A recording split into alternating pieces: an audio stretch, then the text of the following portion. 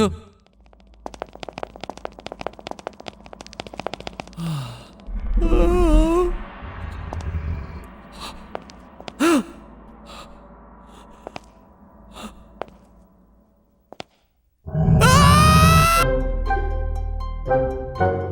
Internet! Welcome to Game Theory. Taste the rainbow. Theorize the rainbow. And welcome to our first ever Roblox theory.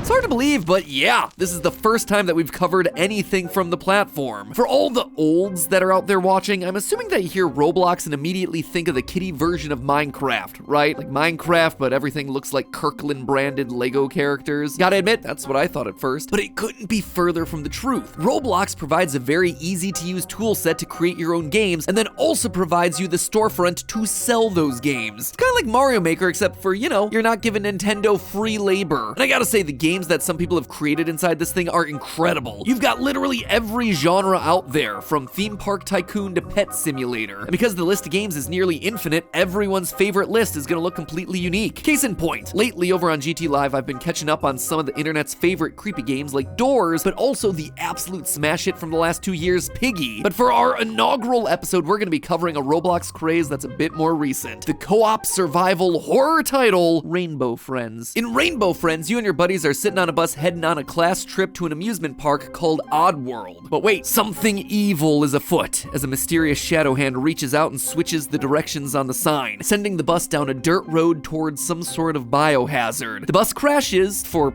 unknown reasons. Our unconscious body is kidnapped and we wake up in some sort of strange facility. Gotta admit, this game packs more action in the first minute than most do in the first hour. A shadowy voice over the loudspeaker tells us that his blocks have fallen over and that he needs help collecting them. And thus, the games begin. Enter the Rainbow Friends, a colorful collection of monsters, each with their own personality. Blue will chase you if he sees you, green is blind but has himself a much greater reach, orange will quickly run a set path throughout the facility, and purple is the onceler. How bad can I possibly be? I'm thinking more Dr. Seuss source material and less Tumblr sexy man. Just saying, it's a pair of gloves that sticks out of vents. In the end, it's revealed that our mysterious captor is none other than the final Rainbow Friend, Fred. Hey, it's me, Fred! Wow! That's a blast from the past. I like that I'm making Fred references, but if you're playing Rainbow Friends, something tells me you might not know who that is. Anyway, it's the final Rainbow Friend, Red, who looks like an octopus squeezed into a business suit. If we have any hope of escaping Red's dark experiments, we'll have to work together with our friends to find all the requisite blocks, food pouches, fuses, and batteries that he demands. Or, you know, you could just be like me and totally luck out, practically beating the entire thing solo on my first playthrough. Can two presumably experienced Roblox players and a complete noob who's way too old for this survive the game? What are you doing, man? Don't follow me. Stop following me. Oh no. Oh, Coco! Coco, no! No! That's like when the arch nemesis of a game dies. Oh my god, it's just you. It's just me! Ah! Yes! Unreal! I tried to be calm. I was not calm. At the end of 5 nights, why does that number seem familiar? The whole thing wraps up with a giant blue monster chasing you through the vents.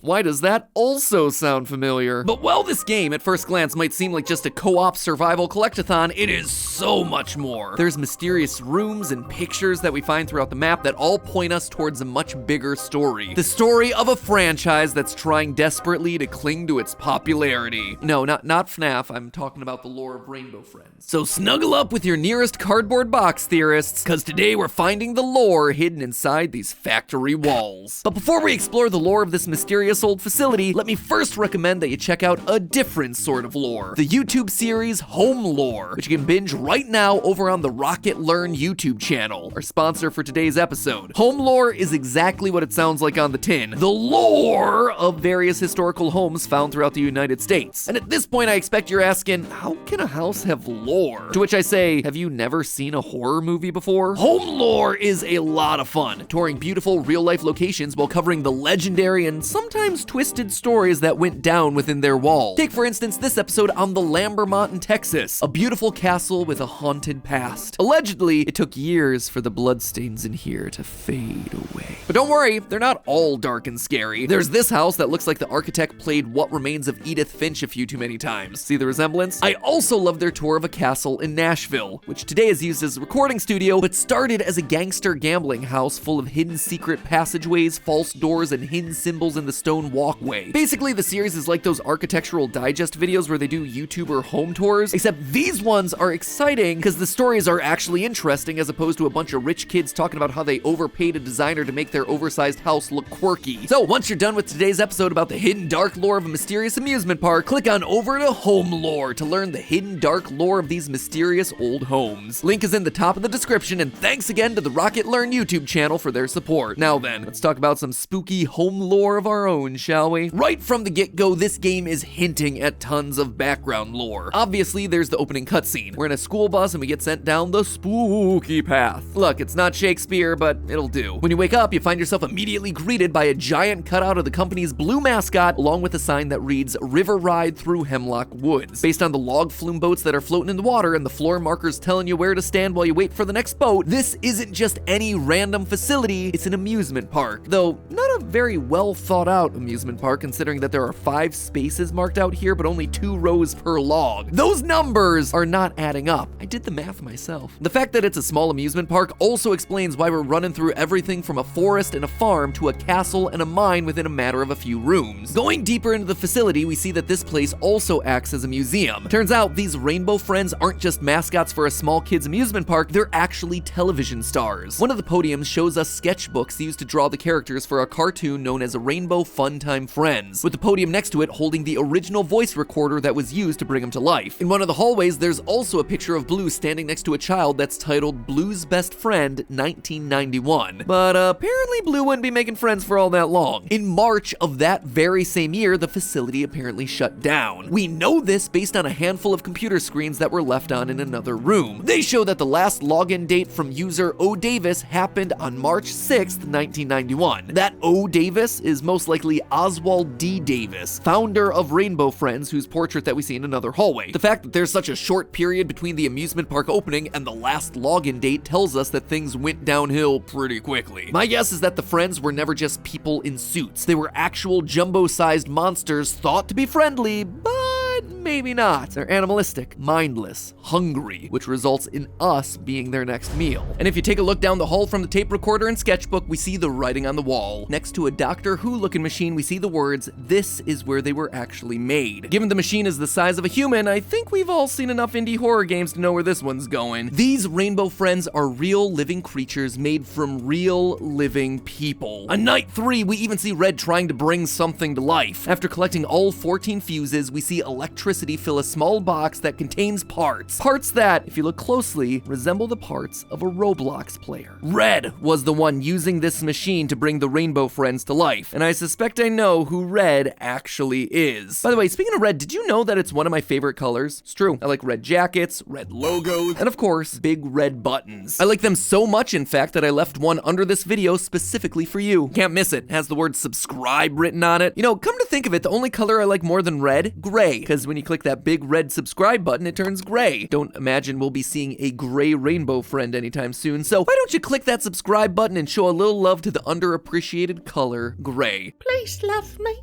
Click the button.